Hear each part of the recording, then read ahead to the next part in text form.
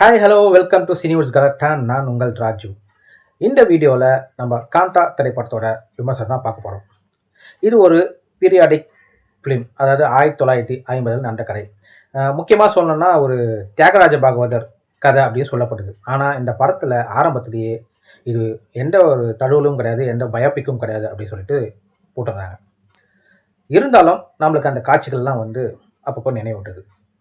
So இந்த காந்தா செல்வமணி செல்வராஜ் இயக்கத்தில் துல்கர் சல்மான், ராணா, சமுத்திரகனி, கதாநாயகியாக பாக்கியஸ்ரீ அப்படின்னு சொல்லி பலரும் நடிச்சிருக்காங்க. இதுக்கு இசை பார்த்தீங்கன்னா பானுச்சந்தர். ஸோ இந்த படத்தோட கதை என்ன? படத்தோட ஆரம்பத்திலேயே ஒரு கொலை செய்யப்படுகிறது. அந்த கொலை யார் செய்தது, எதற்காக செய்யப்பட்டது, அந்த கொலை செய்த நபர் யார், இதோட தான் இந்த ட்விஸ்டோட படம் ஆரம்பிக்குது. சமுத்திரகனி, துல்கர் சல்மானை சமுத்திரகனி தான் வந்து கூட்டிகிட்டு வந்து ஒரு பெரிய ஹீரோவாக்குறாரு. அதுக்கப்புறம் அவர் வளர்ந்த பிறகு இவங்க 2 பேருக்குள்ள ஒரு ஈகோ கிளாஷ் ஏற்படுது. அதனாலே இவர் கூட படம் பண்ணக்கூடாதுன்னு சொல்லி இருக்கிற இதில் மாடர்ன்றவங்க இந்த படத்தை இயக்கணும்னு சொல்லிட்டு சமுத்திரகிட்ட சொல்ல, அதை கட்டாயத்தினால திரும்பவும் துல்கர் சல்மான் நடிப்பு சமுத்திரகனி இயக்க தொடங்குகிறார். இந்த படத்துக்குள்ளே படம் எடுக்கிறது தான் இந்த கதை நோக்கி நகருது. ஸோ அதுக்குள்ளே இவர்களுக்குள்ளே என்னென்ன ஈகோ கிளாஷ், அப்பப்போ காட்சிகளும் படத்தின் காட்சிகளும் ஈகோ கிளாஷும் இப்படி மாறி மாறி படம் இடைவேளை வரைக்கும் பயணம் செய்யுது. ஸோ இவர்களுக்குள்ள என்ன தான் பிரச்சனை அப்படின்றத வந்து இன்டர்வலுக்கு முன்னாடி அதோட ரிவீல் பண்ணுறாங்க. அது இல்லாமல் இன்டர்வலில் ஒரு ட்விஸ்ட் வரும், இந்த படத்தை முடிக்கிறாங்க. துல்கர் சல்மான், சமுத்திரகனி இந்த படத்தில் 2 பேருமே சும்மா சொல்லக்கூடாது, போட்டி போட்டு நடிச்சிருக்காங்க. அந்த அளவுக்கு பர்ஃபார்மன்ஸ் சூப்பராக பண்ணியிருக்காங்க. இதுக்கு துல்கர் சல்மானுக்கு கண்டிப்பாக அவார்டு கிடைக்கிறதுக்கு வாய்ப்பு இருக்குது. அது மட்டும் இல்லாமல் இவங்களுக்கு ஈக்குவலாக நடிப்பில் பார்த்திங்கன்னா பாக்கியஸ்ரீ சூப்பராகவே அவங்க பர்ஃபார்மன்ஸை கொடுத்துருக்காங்க. நிறைய அவங்களுக்கு க்ளோஸ்அப் காட்சிகள் வைக்கப்பட்டிருக்கு. ஸோ எல்லாத்துலேயுமே வந்து அவங்களோட நடிப்பு செமையாக பண்ணியிருக்காங்க. அந்தளவுக்கு சூப்பராக இருந்துச்சு. ஸோ இந்த மாதிரி தான் வந்து இந்த கதைக்களம் நகர்ந்துக்கிட்டு இருக்குது.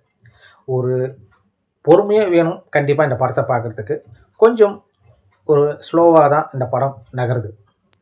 ஸோ இன்டர்வலுக்கு அப்புறம் இந்த படத்தோட கான்ட்ராஸ்ட்டு அப்படியே மாறுது. இன்டர்வல் வரைக்கும் இடைவேளைக்கு பிறகு அப்படியே கான்ட்ராஸ்டாக வேறு ஒரு கதைக்களத்துக்குள்ளே போகுது. அதாவது அந்த ஒரு கொலை நடக்கிறது.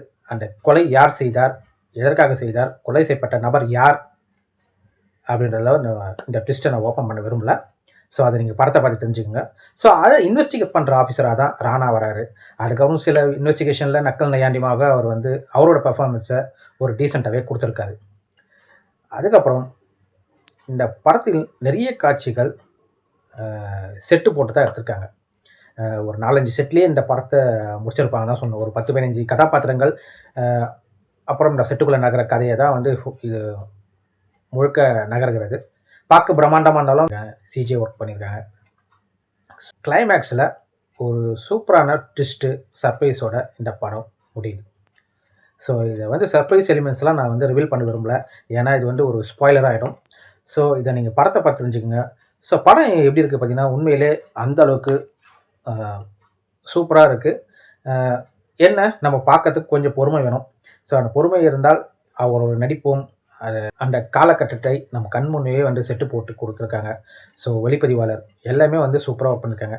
இதோட படத்தோட இசை, பேக்ரவுண்ட் மியூசிக் ஆகட்டும், படத்தில் பாடல் காட்சிகள் வருது, அந்த பாடல் எல்லாமே வந்து கேட்க அருமையாக இருக்குது. கேட்க சூப்பராகவே கொடுத்துருக்காரு பாடல்களை. துல்கர் சல்மான் பார்த்திங்கன்னா ஒரு நிறைய காட்சிகள் நடிப்பு வந்து பின்னி பெடல்த்திருக்காரு. ஒரு 4-5 மிரர் சீன்ஸ் வருது. அந்த மிரர் சீன்ஸ்லாம் வந்து அவர் அந்த க்ளோஸ்அப் காட்சியில் அவருடைய நடிப்பை பக்காவாக பிரமாதமாக கொடுத்துருக்காரு. ஸோ இதுமாரி ஒரு சூப்பரான படமாக ஒரு பீரியாடிக் ஃபிலிம் பார்த்த திருப்தியை நம்மளுக்கு கொடுத்துக்குது. இருந்தாலும் ஃபஸ்ட் ஹாஃபும் செகண்ட் ஹாஃபும் கான்ட்ராஸ்டாக இருக்கறனால இங்கேயும் கொஞ்சம் ஒரு மாதிரி ஸ்லோவாக தான் போகுது. செகண்ட் ஹாஃப்லேயும் கொஞ்சம் ஸ்லோவாக தான் போகுது. மற்றபடி இந்த படம் இவர்கள் நடிப்புக்காகவே கண்டிப்பாக இந்த படத்தை நம்ம பார்க்கலாம். ஸோ இதே போல் வேறு ஒரு மிஸ்ஸில் உங்களை மீண்டும் சந்திக்கிறேன்.